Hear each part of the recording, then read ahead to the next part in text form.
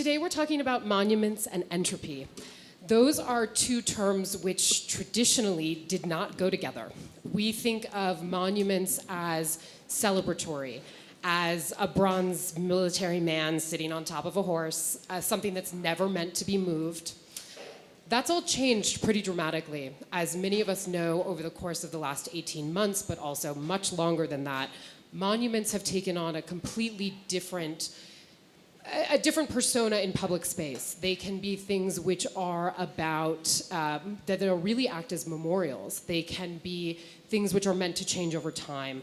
And they can certainly take on a very different relationship to their audience. So the three people I have with me here, who I'm very humbled to be sat next to, each have a very different point of view on how the relationship between new monuments and entropy act. So we'll hear from each of them and then together have a discussion before opening it up to Q&A. Before I introduce them, I just want to deal with a little bit of housekeeping. After the last 18 months, I am accustomed to getting to say that I have muted all of you, but I can't do that because we're not on Zoom. So can you please make sure that your cell phones are turned off? I also want to tell everybody that while we get to the Q&A at the very end, we will also be mingling in the back afterward if you have additional comments or questions then. So I'm going to start with Allan Schwartzman.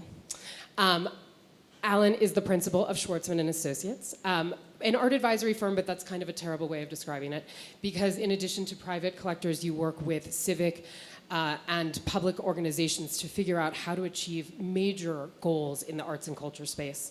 My favorite fun fact about you is that you were a founding staff member of the New Museum and a curator there in the late 70s. I have read your writing in the New Yorker and the New York Times, but the one tip I would give everyone in this room is if they haven't seen his keynote speech from the Barcelona Summit in 2020, it's basically Art Market 101. Go do that as soon as you get home. It's better than Netflix. And I would also say he is going to be speaking to us about Inochim, which is a 5,000-acre outdoor sort of sculpture park, art installations, as well as botanical gardens, which are in Brazil. He has been architecting them for over 20 years, almost 20 years. We'll go with that. I also want to introduce Naima Keith, who is the, I'm going to butcher this, Vice President of Education and Public Programs at LACMA. I know this may not have necessarily occurred to everyone in the audience, but over the last 18 months, to be charged with public programming and education at a museum is a big deal and really complicated. That is called figuring out how to move things digitally, and she has done it better than almost anyone else. She is an alum of the Studio Museum and the Hammer Museum, and the shows that she has curated, hit on artists and collaborators which read like the who's who of contemporary art today. Titus Kaphar, Charles Gaines, Zoe Whitley, my all-time favorite, Diana Nawi, who is co-curating Prospect New Orleans this October with Naima. I cannot sort of ask you strongly enough to put down October 21st in your diaries or calendars, because I'm no longer in England, when Prospect opens this October. And then finally, Doris Salcedo. I am going to fangirl out here for a second because Doris's work is the reason I am here today. She is one of the artists who I have loved most profoundly. Her 2015 retrospective at the MCA Chicago blew my mind. For those not familiar with her work, she has worked with the most serious of ideas, trauma, racism, terror, and she has rendered them with materials that sort of defy logic. She does it with clothing and textiles, household furniture, grass. These are innocuous materials, but in her hands take on a completely different meaning. And it would be impossible to say what a fan I am. So I will just say that she will be speaking about a couple of her projects, and most specifically one from 2019, which really confronts the ongoing, frankly, struggle in Colombia, and how many people have been impacted by the personal and political tragedy that has wrought the country for so many decades. So, with that, I will turn it over to Doris. Okay. Thank you so much. That was a beautiful introduction. Thank you so much for inviting me here. And it is an honor to share this panel with Naima and Allan and Rebecca. And thank you so much, you all, for your presence today. This conversation, as you know, will center around one of the most contested and timely topics of our time, monuments. And I would like to briefly present a piece that I finished in December 2018 entitled Fragments. In 2016, the Colombian government and the FARC guerrilla signed a peace accord with the intention to end a civil war that raged for more than 50 years.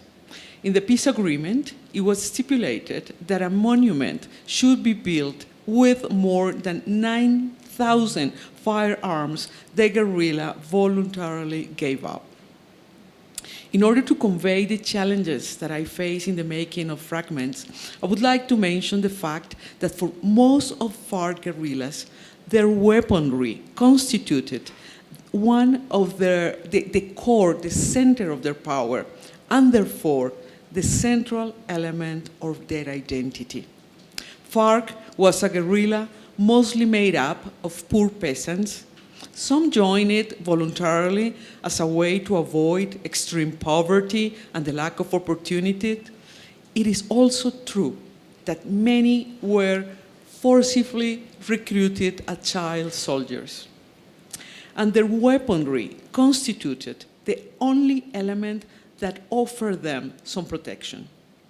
Clearly, they had developed an effective relation with these weapons, especially, I believe, the female insurgents did.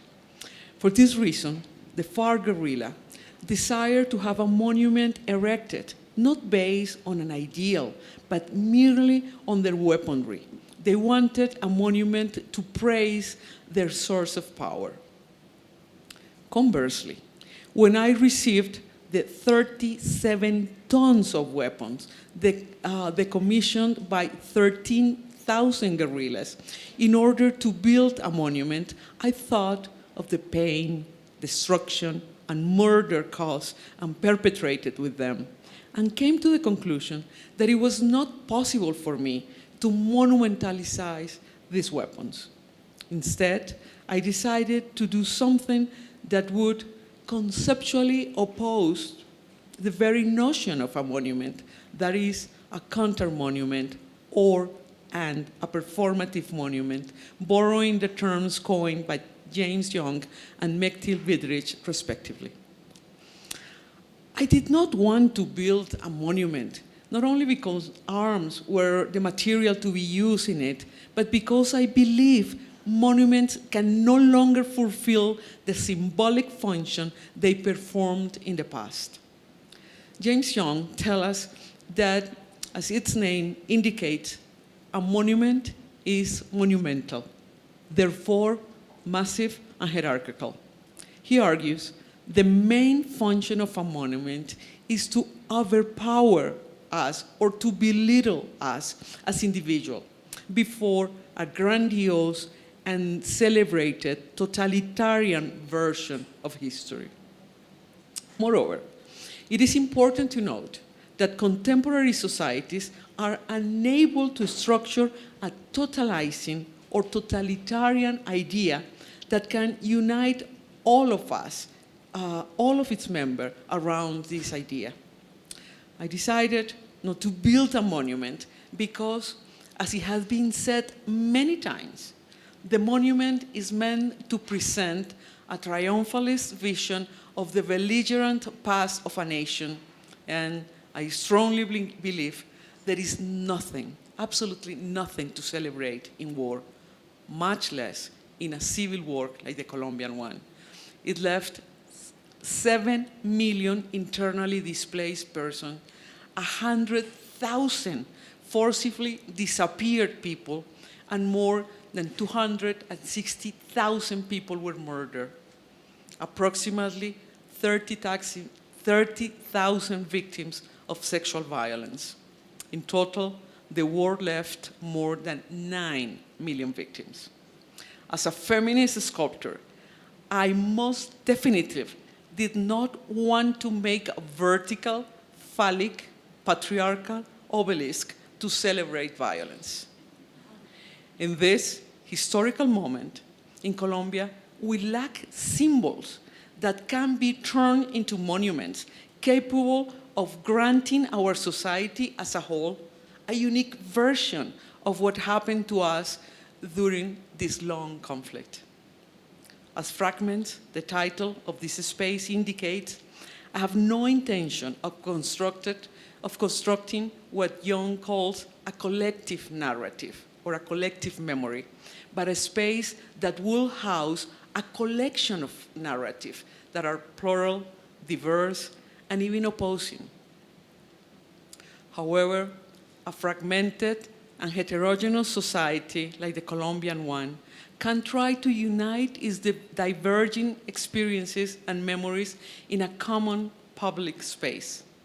Fragments is a space in which the tools of war are transformed into a work of art whose meaning is open and suspended.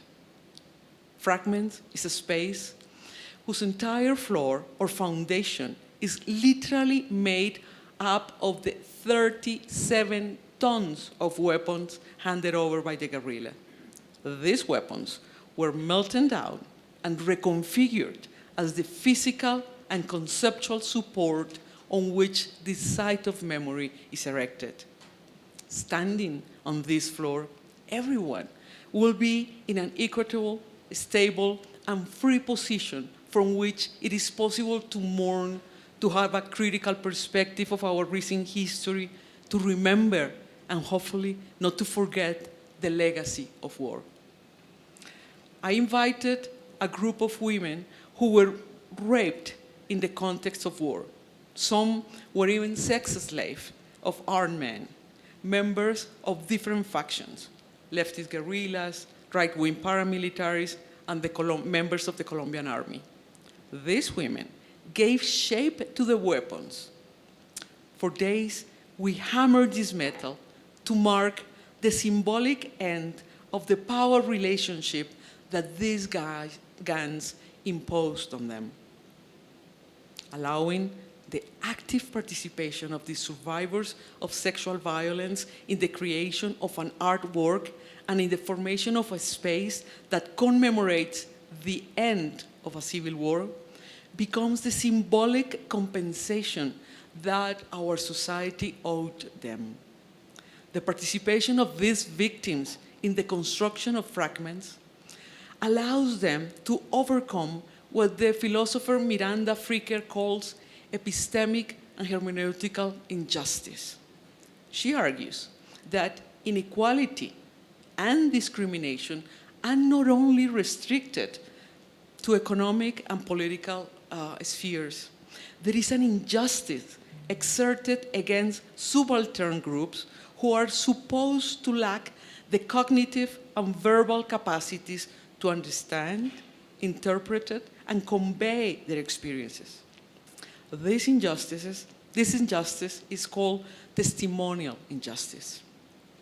Overcoming it implies that every violent action can be judged, narrated, and interpreted by the victim herself. Giving the central stage to these women generated important changes in their self-esteem and bodies.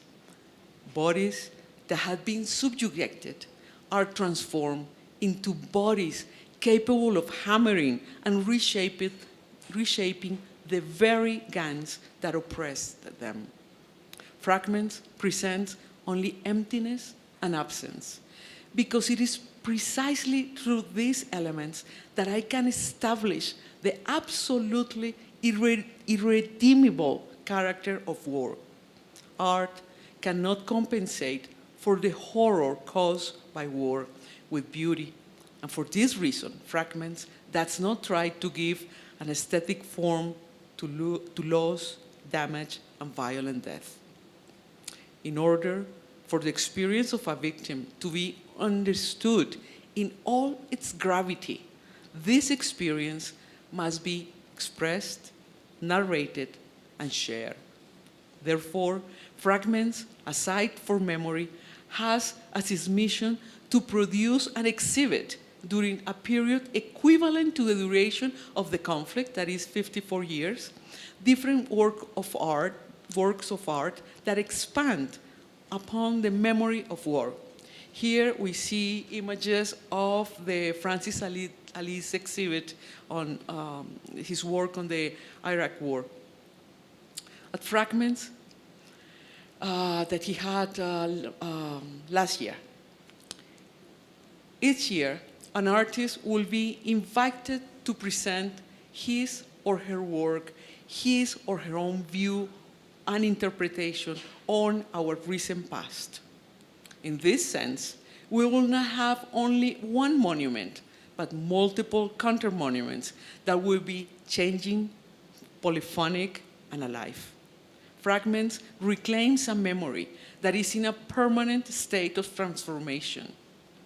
Art is one of the forms of thought that has the capacity to transform memory into an infinitely inconclusive process.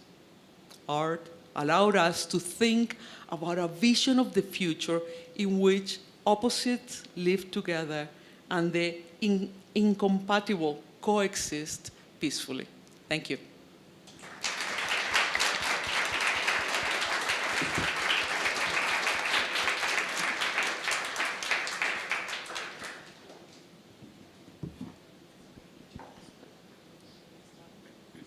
Just talk?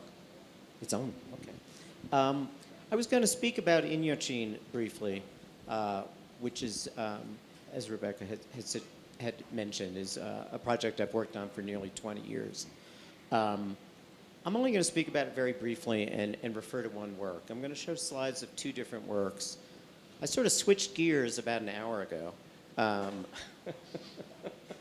because I was thinking about the word monument, and in fact, there's very little in the realm of what we might call public art, certainly that's been made in my lifetime, that would qualify even categorically as being a monument.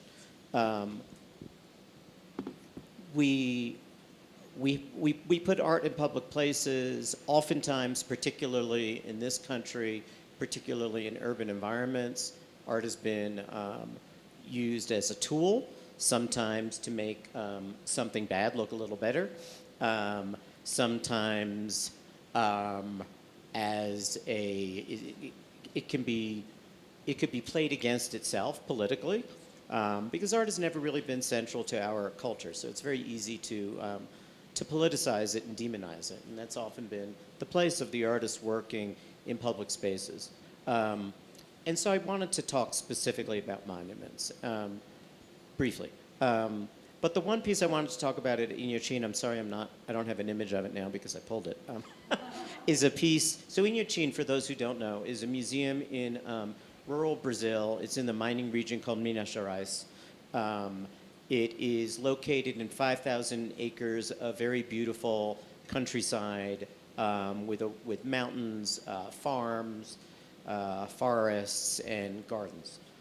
It is built as both a botanical garden and a museum. It is patronized by a man named Bernardo Paz, who had this desire, when this area was threatened with development, to buy up as much land as possible in order to save the beauty of it. And because I think in his own way, he wanted to open up a situation that otherwise is socioeconomically so stratified in Brazil. And so I think really, although his passion began with art, it was really his passion for people that drove the program. And for any of you who have been there, you know it's in a very modest area. All the people who live in the area work in the mining industry, so it's not a particularly prosperous area, even though the mines are quite rich. This particular area had suffered from a collapse of an overflow dam that was that was not safely created by the mining company that was trying to mine more rapidly than was safe to do, and the floods that came killed over 1,000 people.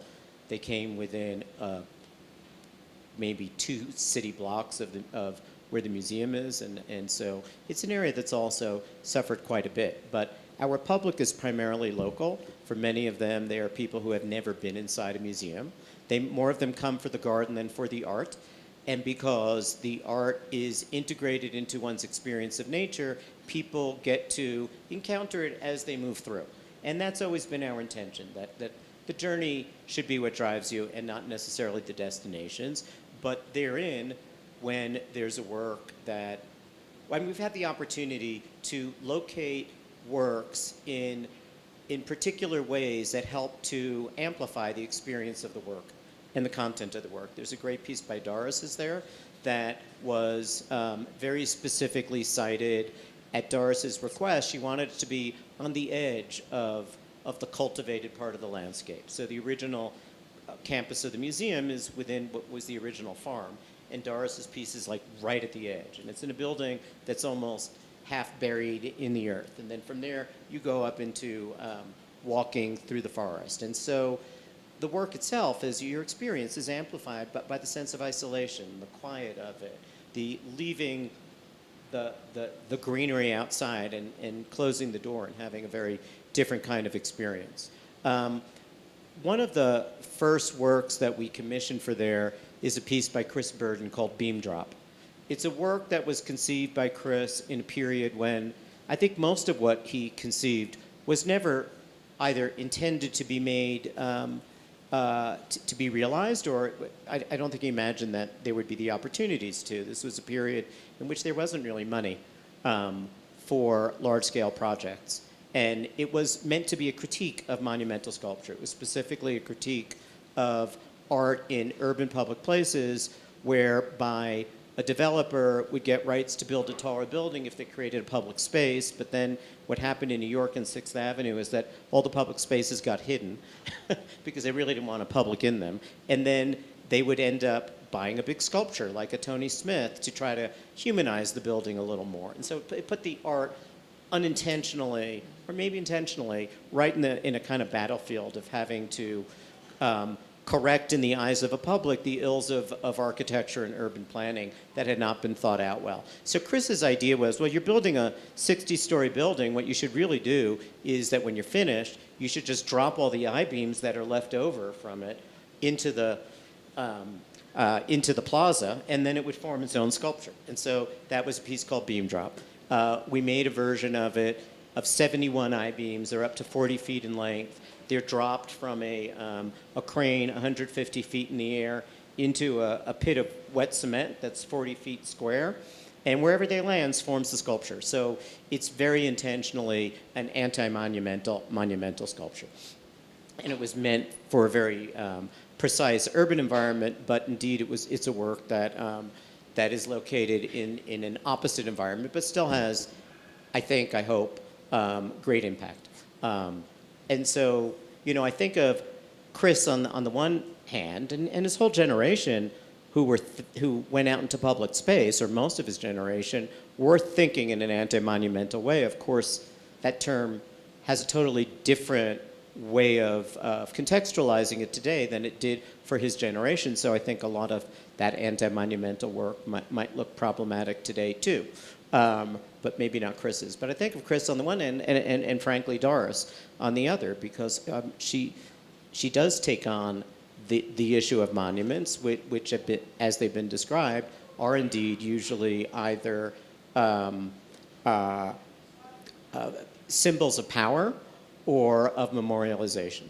So I was trying to think of works made in my time that are powerful as memorials. And the two that I came up with, I think 20 years ago, I named the same two, and I come back to them, are works that really transcend what a monument is. And they also break through that kind of barrier between the art and the public that has been a kind of line, a politicized line from time to time in this country. And I'll show them in a kind of reverse order. The first being the Aids Quilt, which was which is a piece that doesn't really have an author. Everyone is an author. Those who conceived it just imagined a format or a size, and the idea was that each person who chose to make one or group of people would do so to memorialize people who had died of AIDS. And in most instances, in this time period in particular, those deaths were mostly of children, some drug users, but mostly gay men, and it was not a discussed issue. So the idea of creating a monument that was anti-monumental in nature, that cast the eye down, where you're actually, it's like you're walking through a cemetery, but it's alive, and it's alive with the kind of materiality that runs to the core of a notion of what it means to be enveloped, blanketed, made safe, particularly a quilt in an American tradition. It was a phenomenal experience. I went to see this when it was first installed on the Mall in Washington, D.C. I think today there are about 5,000 panels to this. The last time it was installed, it filled the entire mall. I think it's larger than that now. And you had people, there are a lot of memorials that historically took 150 years to make. and this is one that was created in real time and could always keep growing. And in the process, of course, measure its own tragedy of the situation. But it's a work that transcends aesthetics into pure experience, which is what I seek in public art most of the time as well. And then I'd like to just show the second slide, which is probably the piece that was the most incendiary in redefining a monument, at least in this country, and that's the Vietnam Memorial. An amazing kind of act of advocacy and working through a system that did not want it, where there was really one person of great vision who himself was both politically engaged and was a soldier who served in Vietnam. I mean, for those who are like my age, Vietnam was it was a dividing line in every way within this country, politically, economically, every way. And it was a war that was never a declared war. 58,000 people were killed for what? Who knows? You know, it was defending some notion of fear of the domino effect of communism that had long been, that really wasn't relevant. It was a symbol of what can create a war. And we can go on and on about what made that war problematic. Equally problematic, and the aspect that we experience the most nowadays, is the impact on soldiers who have suffered PTSD, many of whom have never been able to find their way back into functioning in normal society. And so the idea of erecting a wall that would itself be the world's largest tombstone, that again would be anti-monumental in nature, was both very controversial, but ultimately proved to be, I think, one of the most powerful memorials ever erected anywhere. And the experience of it is that when you're there with people, which I'm sorry, I mean, you need to see it without people to see what it is, but the experience when you're walking with people is that you're all side by side with one another. So you're connected, but you're in your own sense of connection as you go through it. And you would see people go and locate their people who had died in the war, and they would touch the names. It was very powerful how this was a truly healing memorial. I think I'll stop there because I think I probably talked too long right now.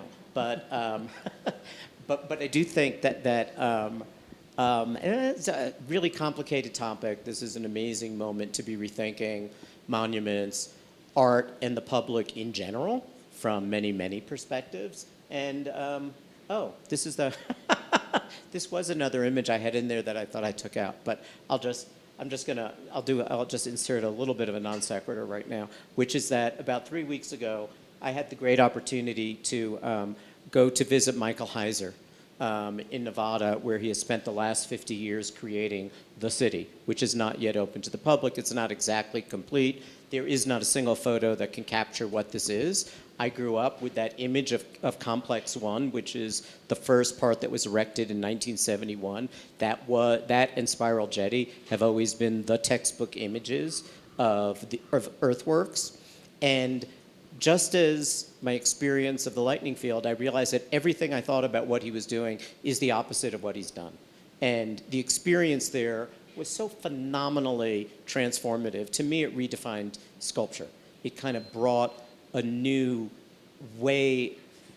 I don't even know how to articulate it, and I'm not usually lacking in an ability to describe art and why it moves me or how it moves me, but just an utterly phenomenal, thrilling experience where every kind of visual experience, be it of nature, architecture, the earth, sculpture, drawing, painting, it all comes alive and fuses in this piece that keeps changing as you move through it.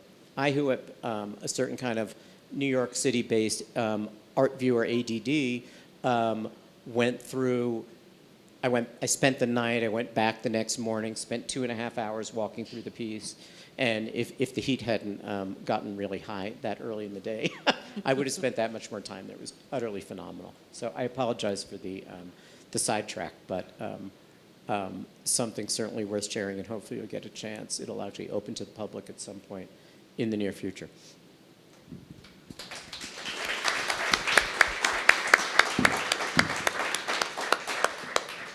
So this afternoon, I'll be talking about 3 different projects that I've had the privilege of either co-curating or advising on. But before I launch into talking about the projects, I just want to thank the Aspen Museum.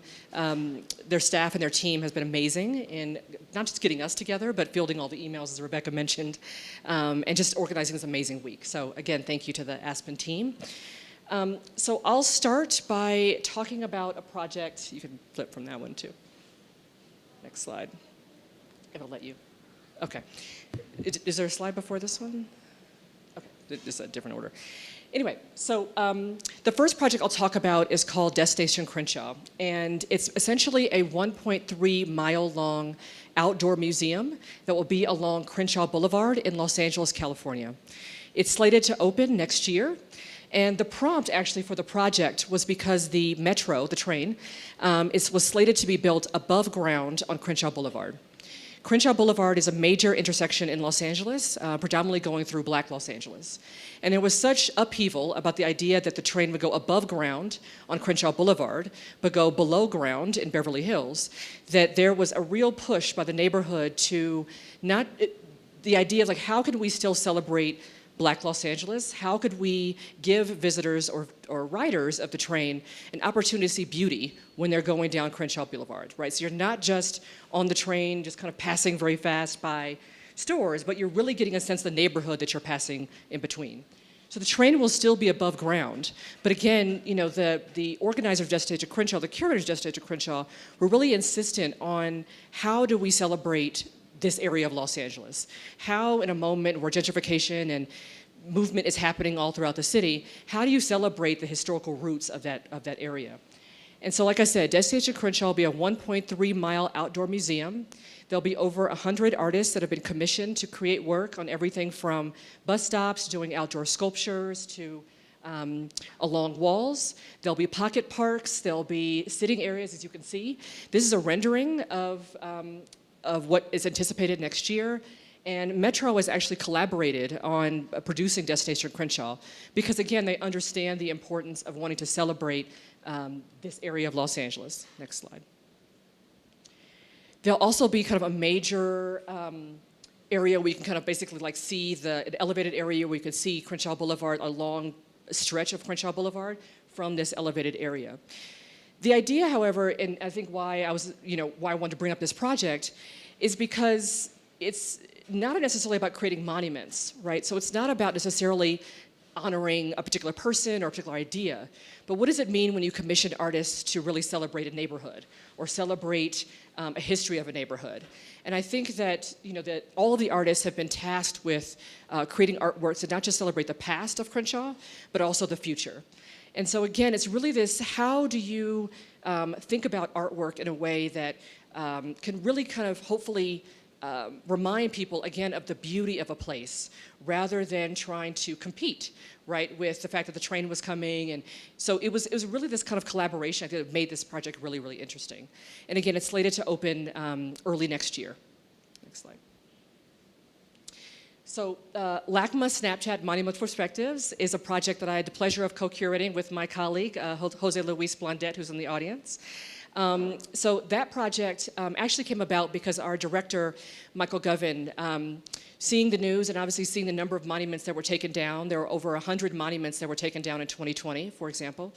And seeing the number of monuments that were taken down, the conversations that were being elicited, he was thinking to himself, how could a museum enter into this conversation in a way that foregrounds artists? And so in conversation with Snapchat, we basically commissioned 5 artists to develop snap lenses. So the idea is that you would download Snapchat on your phone from anywhere. Basically, you can pull up a lens, and then that lens would then show you what the artist has created. So 5 of the artists created works. This is a work by LA-based artist Glenn Kino. For his monument, he was really interested in celebrating the 1932 Olympics, which were held in Los Angeles, and looking at how just community and people came together to not just celebrate the Olympics, but the idea that we obviously hosted an Olympics in the 80s, and then we'll host another Olympics in 2028. So the idea that LA is one of the only cities to host 3 different Olympics. And for him, it was important, to celebrate the city, but really kind of challenged by the fact of, what would it mean for, again, an artist to move forward, think about a temporary monument, right? So we know that a physical monument, would take years to create. It's made out of stone. But the idea that an artist is now being tasked with creating something that is ephemeral, that will be only up for a few months, but really could be accessed from anywhere. So this particular image is in front of the LA Coliseum, where the USC Trojans play in LA. It's just one of the areas in LA that you can activate the work. But again, truly, you could download Snapchat now and see the lens if you wanted to.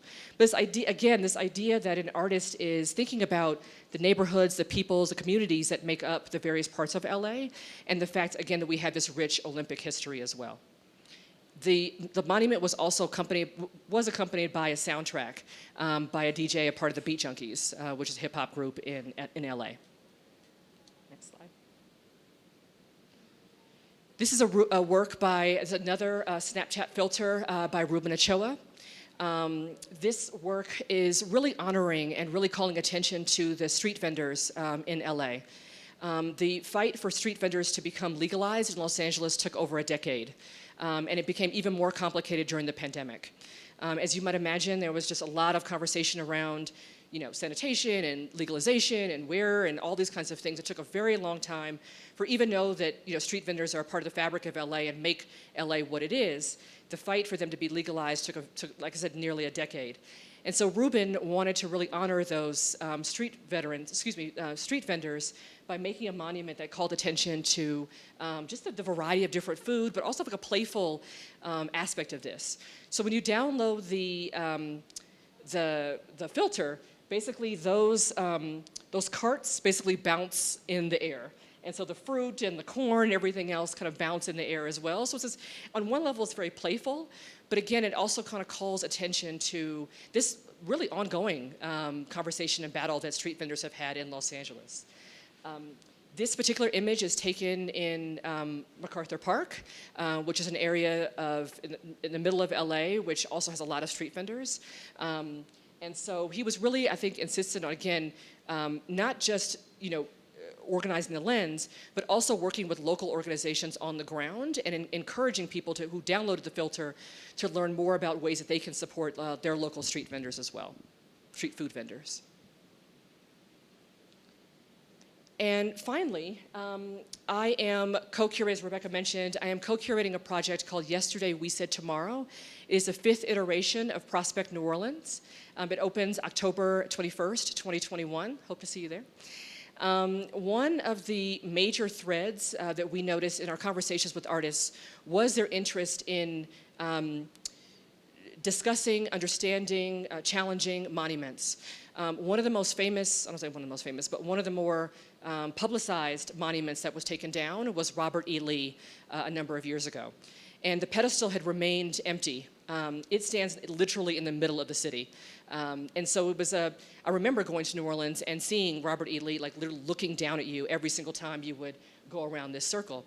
And so it was a really, really big deal, and it was when it was taken down, but it also elicited quite a bit of conversation, we'll just say that, conversation around this dynamic between residents who felt as if it needed to be taken down, and it was a harsh reminder of the Civil War and the oppression of people of color, and then those who wanted to maintain Southern history and felt as if that it was really a symbol of Southern history and wanting to honor that. And so, we didn't instruct artists to, engage with monuments at all. But artist Simone Lee has decided to directly engage with this monument. I can't give too much away because I'll be killed outside of the museum, but it's just to say that she will be, like I said, directly engaging with this monument, and she's erecting a sculpture called A Proposal that will essentially suggest the different types of sculpture that could go at this site instead of someone like Robert E. Lee. And we can certainly talk about this a little bit later, but we are anticipating quite a bit of conversation, right, when this is unveiled. We've actually decided to not unveil this sculpture until January, even though the show opens in October, because we did not want this particular work to outshine the other 50 artists in the exhibition. So 51 artists in the exhibition.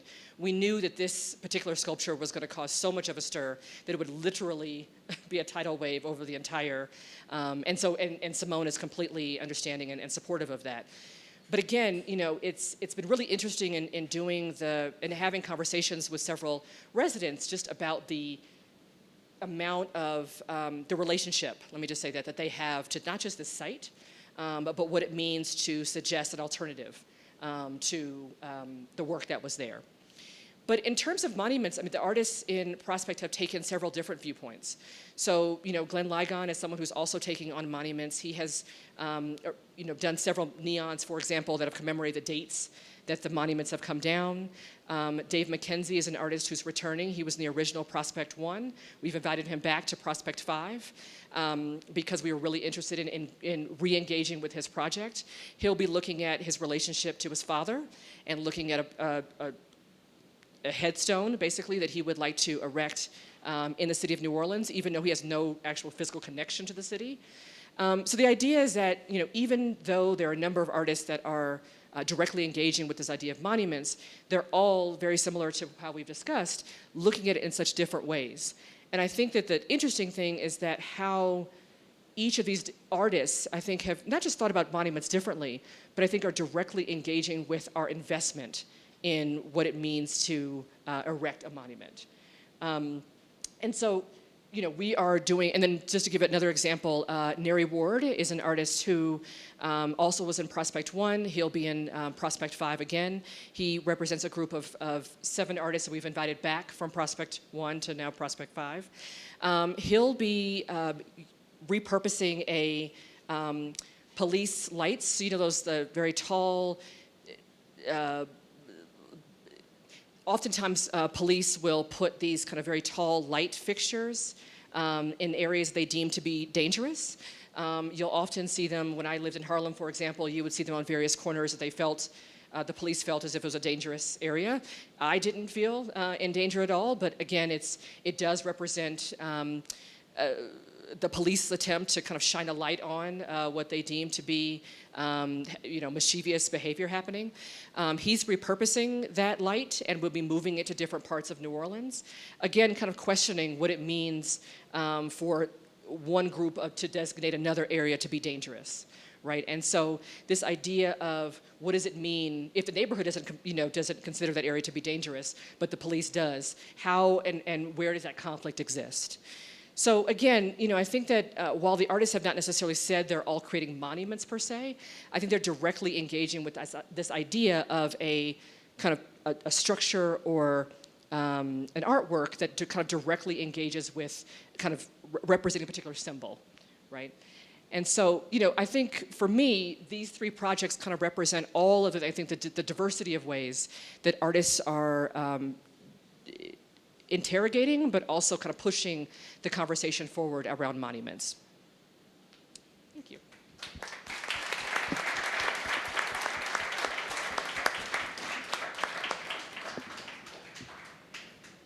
As I'm sure you can imagine, this was a panel I was terrified to come up with questions for. But I did actually want to start, Naima, with you and just sort of talk a little bit about Prospect. As Allan said, art has often found itself in the cross-section of badly designed public space and an audience who maybe isn't on board. And Prospect is the kind of biennial, or triennial rather, that engages a whole city. It's not a localized moment, it's actually very widespread, and it means that you get to mine the city for a different version of what public space can mean. And I was curious sort of how that has informed the projects and the artists that you've been working with. Great question.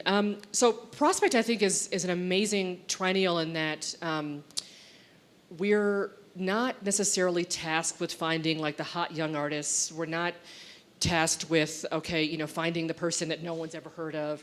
It really is about engaging with the city. It really is about inviting artists that you feel are doing interesting work and allowing them to come to the city and really discover the type of site that they want their work to engage with. So for Prospect 5, for example, we'll be hosting work in an abandoned theater, an abandoned church. Obviously, we're engaging with all the major museums in the city.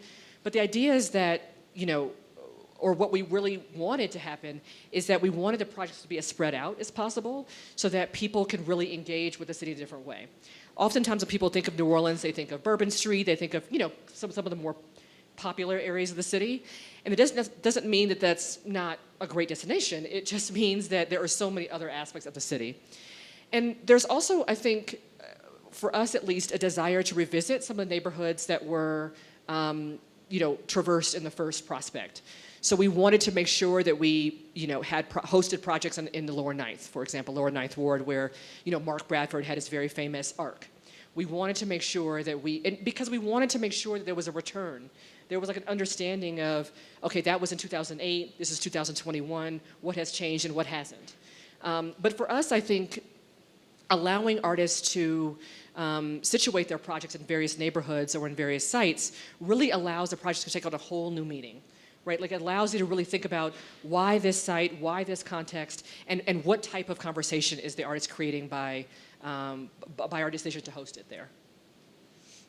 Doris, for you, so much of what is interplays in your work is not only the audience who gets to see it, but the volunteers who are such an integral part of making it. And that's been true in your project in Bogota, where over 7,000 meters of fabric were used to memorialize the names of displaced people. It has always been something which is participatory, and that's very different than also just thinking about the audience who comes to visit it sort of fully realized.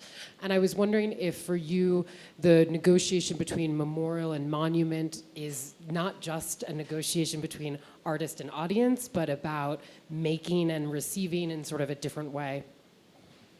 Yes, it is. I think it's very important to every time we think of monuments, the monument is something that is dead if it's not brought to life by the audience, otherwise it's meaningless.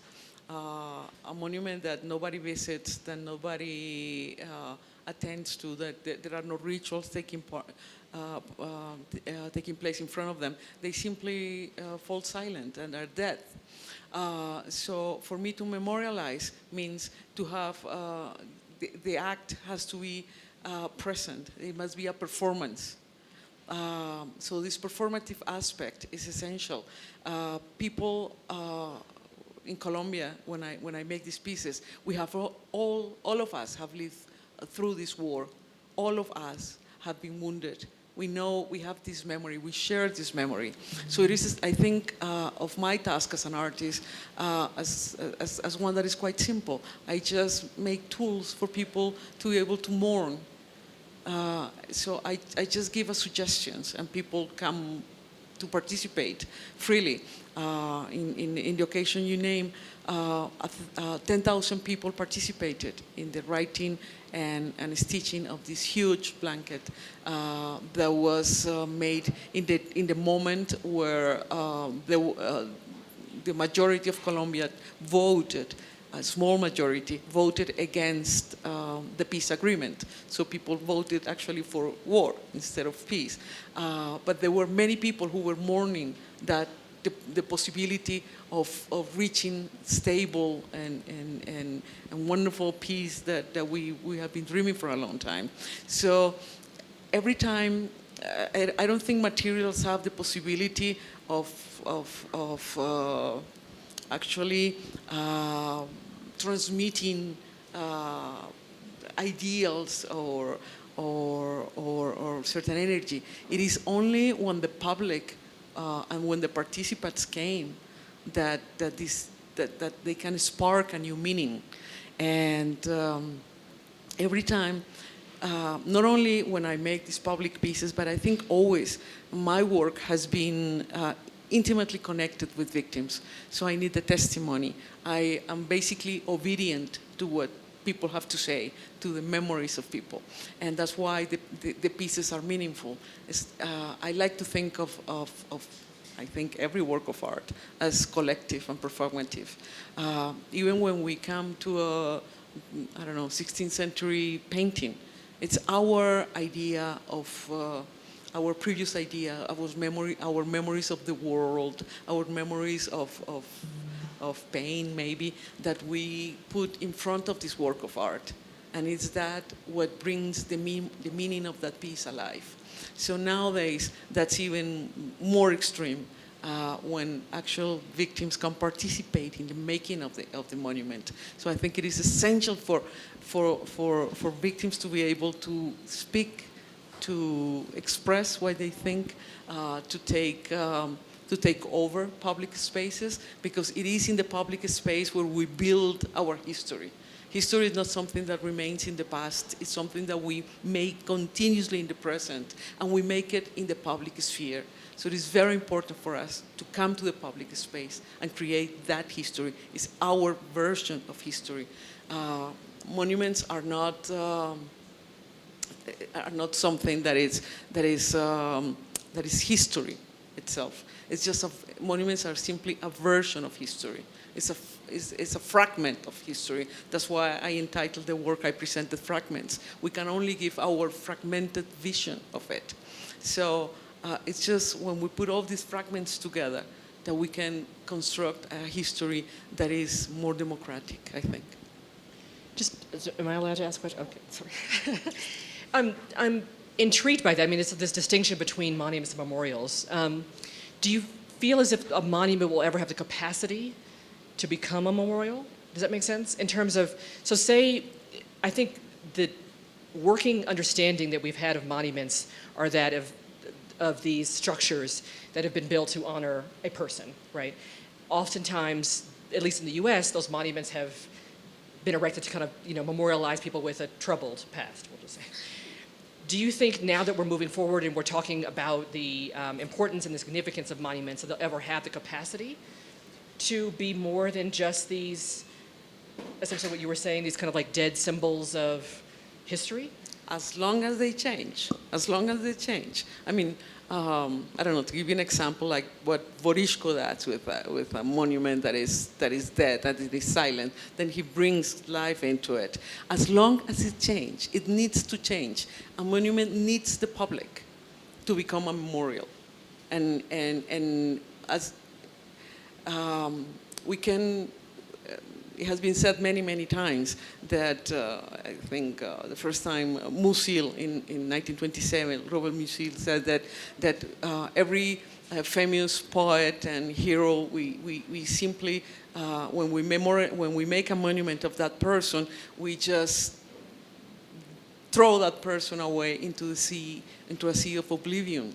But in order to, I think, in order to retrieve that idea into life again, to retrieve it to life again, it is absolutely important that we do something, that the public participates in that.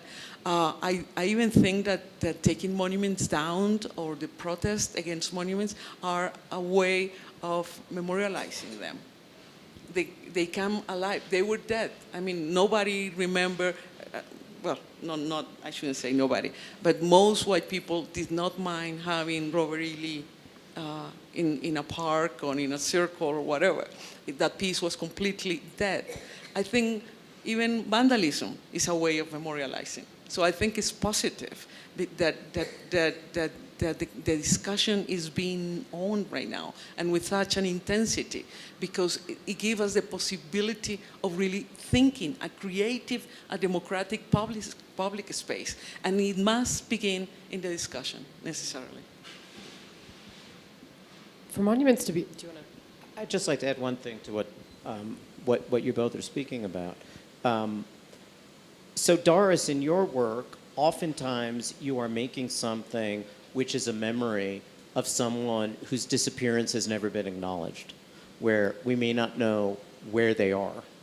There's no stone to mark somebody's death. So I think it's this idea of memorialization. It's kind of like you're literally starting from zero, from a memory that just exists in the minds of those who have been affected, to creating something that or works that speak to a much larger audience and that represent that gap. Yes, absolutely. It is a way of introducing into the history, which capital H, all these private histories. It's a way of personalizing history. And then, again, as I said before, it's a way of like collecting memories, and many, many, many memories. One thing is to have a history that simply narrates certain events, chosen usually for those who were in power and who had the economic and political power to impose those memories from above. And another thing is to allow, to open up the space for all these people who had memories and experiences of those events, of those terrible, violent events that were intentionally obliterated. So my work, and I think the work of many, many, many contemporary artists, as Naima was saying, is our task is to open up spaces for all those memories. So history has to change. History is always changing, and historians are continuously revising history. So why not changing monuments nowadays? It's the same thing.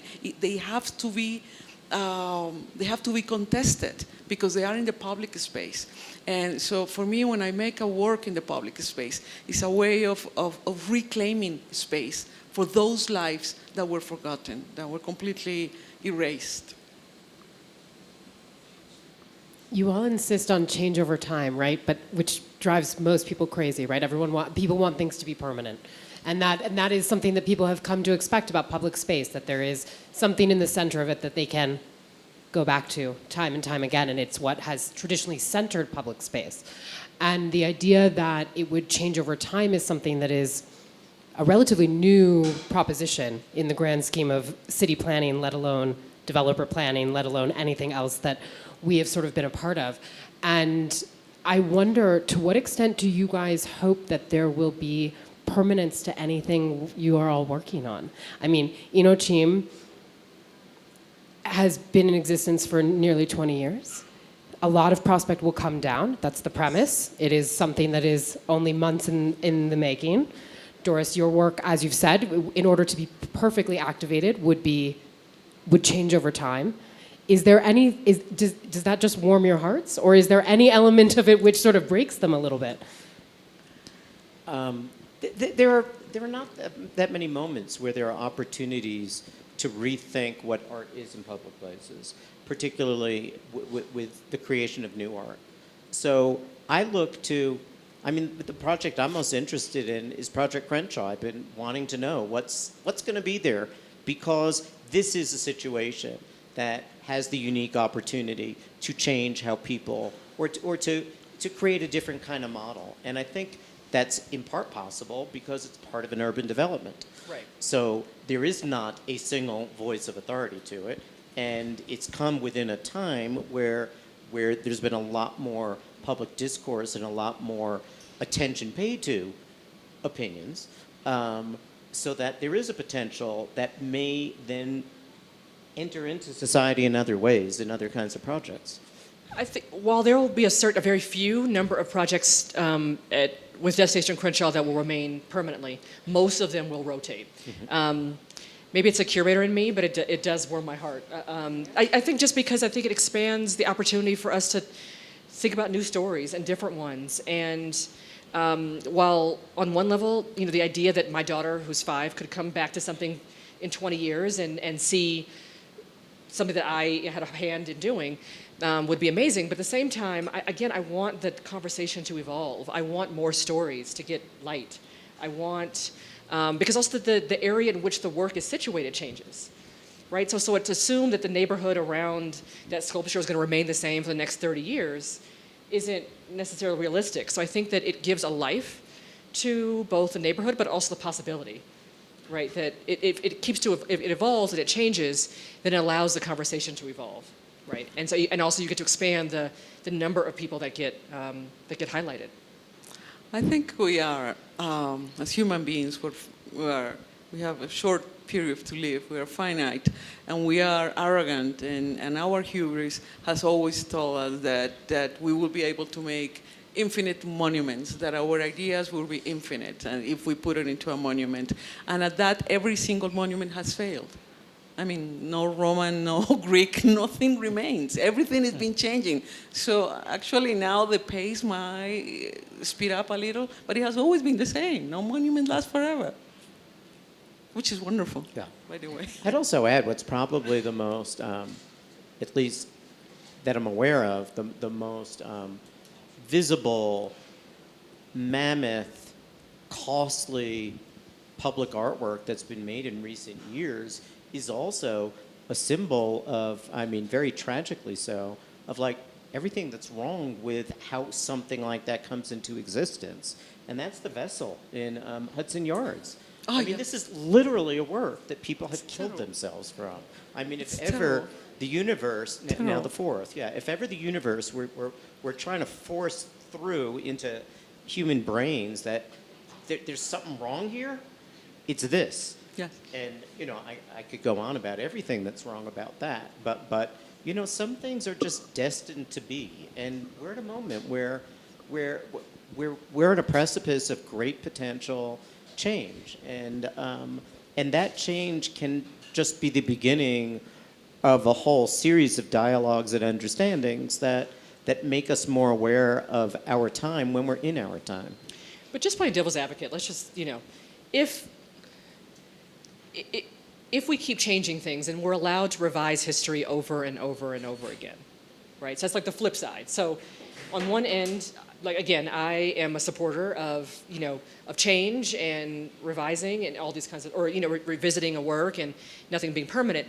At the same time, I'm curious to know if we don't have anything permanent, that we're allowed in some way to keep tweaking and tweaking and tweaking a story or a narrative or a person in a way where it gets so abstracted from maybe what that original event or who that person really was.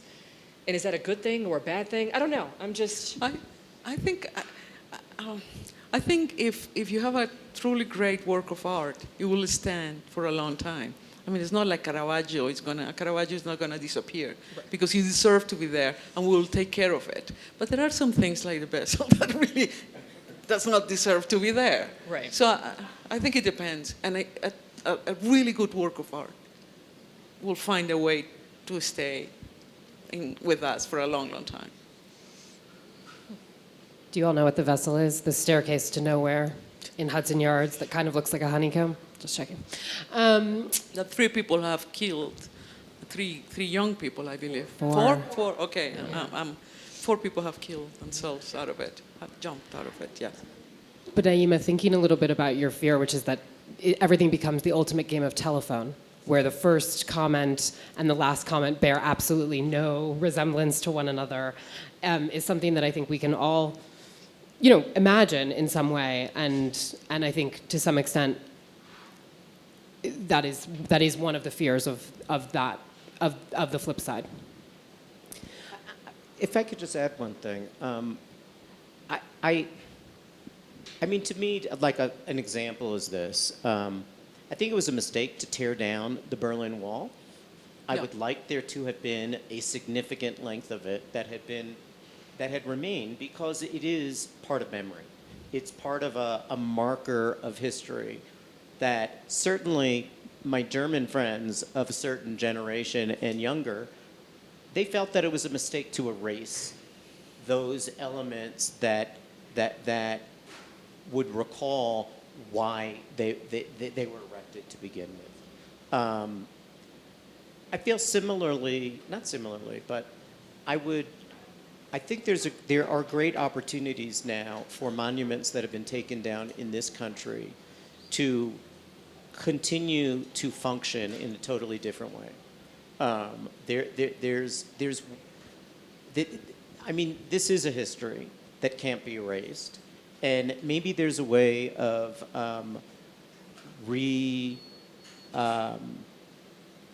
whether it's a single artist, reconsidering how to represent these works so that they become part of a conscious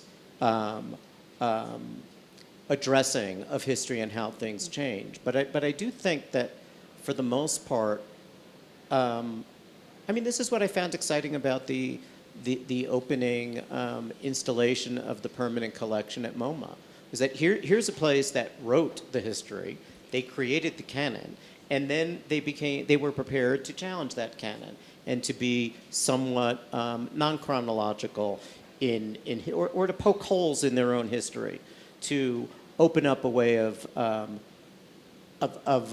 re-examining that collection and to not see it purely as a pantheon. I would venture to say that 20 years from now, that history will be rewritten in many ways. I am very conscious of time, and I want to open it up to a brief Q&A. Go ahead. All you. I'm fascinated that at a moment when painting, when representational imagery has been returned to painting, and we are now flooded with images of people, places, and things, that the new monuments working tend to be more abstract. We don't expect to see General Robert E. Lee. We don't expect to see George Washington. But sculpture is abstract in terms of monuments, while painting has become increasingly more representational. Can you talk about your work and abstraction? I'm not sure I understood the question. The two disciples are very different at this moment. As an art critic, I feel that my eyes are flooded by paintings with people, places, and things. In the old days, abstraction.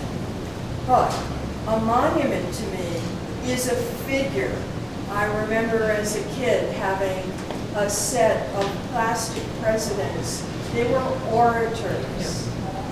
But artists like you are working with abstraction? And why is there this dichotomy? I don't think I'm working with abstraction. I'm a sort of in between. I'm an in between. I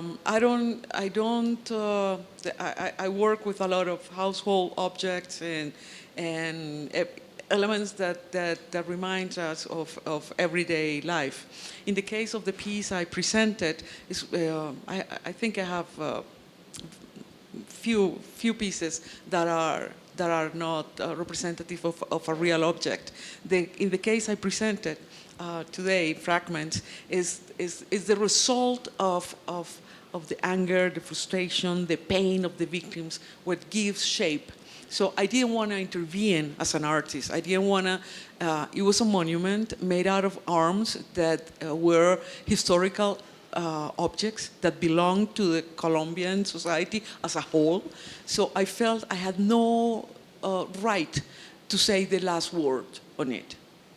I wanted it to be absolutely open. I wanted it to be a piece that could speak to many people, as it has done. Many people has come to me to say, my mother, my husband, my son probably were killed with one of the arms that formed this piece. And at the same time, I wanted it to be silent. So if other artists wanted to present a piece that had a divergent idea of what completely divergent idea, different idea of what I think war is, that person should be allowed to say that. So that's why the meaning on this piece, and that's why maybe you are right, this piece is absolutely abstract, is because I refuse to narrate. I wanted to give up that right.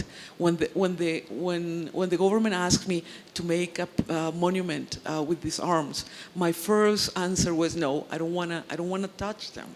I don't want to deal with these objects. They're disgusting. And then I started thinking, maybe somebody will monumentalize them, as the guerrilla wanted. The guerrilla wanted to build some arches with the guns. In 48 areas of Colombia where they have armies. So that's why I decided to do that. So in this case, abstraction is silence. And I think Adorno said in his aesthetics that a piece was that the quality of a piece was I don't know how to say this in English, was inverse. Was inversely related to the reality of it, to the closeness that piece has to reality. I didn't want to make an obscene piece that showed the pain of the victims or the tragedy of the war. It was a silent piece that allowed each person who goes in there to decide what it is, whether it's right or wrong. How do you feel when you are standing on 37 tons of weaponry? So it is your say, it is your call, it's not mine. So I gave up that. I have to say that Doris talking about negative dialectics is where we should end this, because it's not going to get better than that. So I just want to thank all of you, the three of you, for joining me today, and to thank the Aspen Art Museum for hosting us. Thank you so much.